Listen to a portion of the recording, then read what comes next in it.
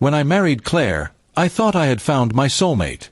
We had been together for 5 years before tying the knot, and I trusted her completely.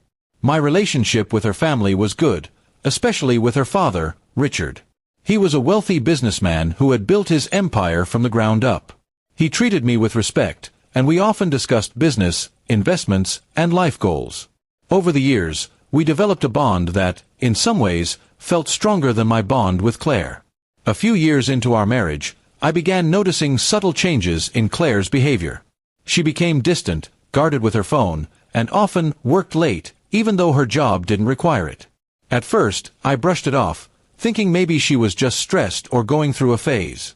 But then, I started catching odd inconsistencies in her stories. One night, I overheard her talking in hushed tones on the phone, laughing in a way she hadn't with me in years. My gut told me something was very wrong. I decided to investigate.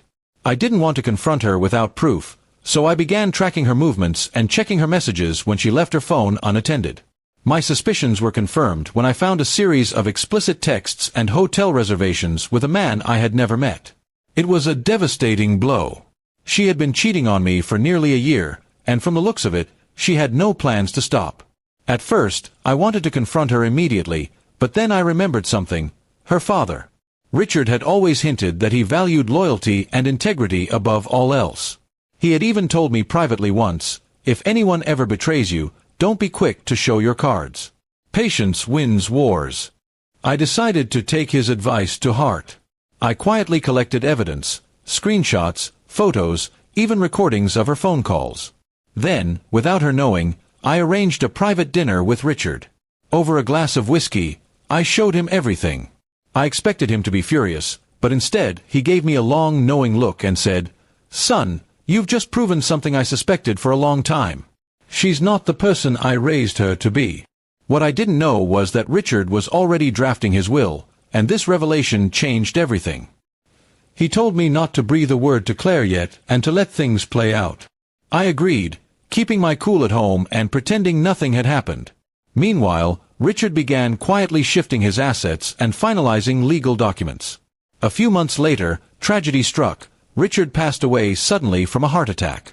The family was devastated, and Claire was too caught up in her grief to notice anything unusual. But when it came time to read the will, the room fell silent as the lawyer announced that Richard had left the bulk of his estate, a staggering $200 million, not to his children, but to me. Claire's jaw dropped, and all the color drained from her face. She looked at me in shock, as if I had somehow manipulated her father. The lawyer explained that Richard had personally written a letter stating his reasons. "This man has shown me loyalty, honesty, and strength of character, even when betrayed by those closest to him." The reality hit her like a truck. She had not only lost my trust, but had also destroyed her relationship with her father without even realizing it.